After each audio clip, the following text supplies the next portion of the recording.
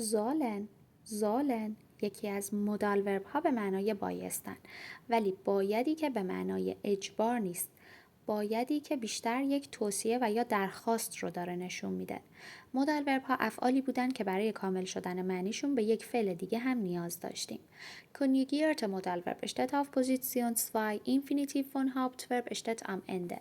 در واقع مودال ورب صرف شده توی جمله در جایگاه دوم و فعل اصلیمون به حالت مصدری در آخر جمله قرار میگیره.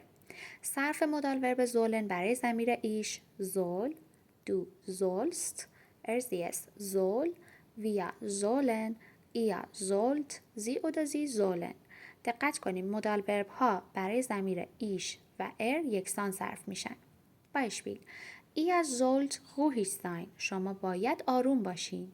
زولن برای ضمیر ایا صرف شده در جایگاه دوم قرار گرفته و زاین به حالت مصدری در آخر جمله. was soll ich kaufen؟ چه چیزی من باید بخرم؟ اینجا وفخاگه داریم. در واقع سوال به همراه واژه پرسشی داریم.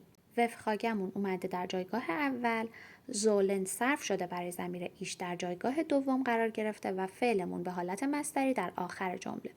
اما soll heute mehr arbeiten. اما امروز باید بیشتر کار کنه. مجدد زولن برای اما صرف شده در جایگاه دوم قرار گرفته و آربایتن به حالت اینفینیتیو در آخر جمله. فرق این جمله با جمله اما موس هایت میا آربایتن چی هستش؟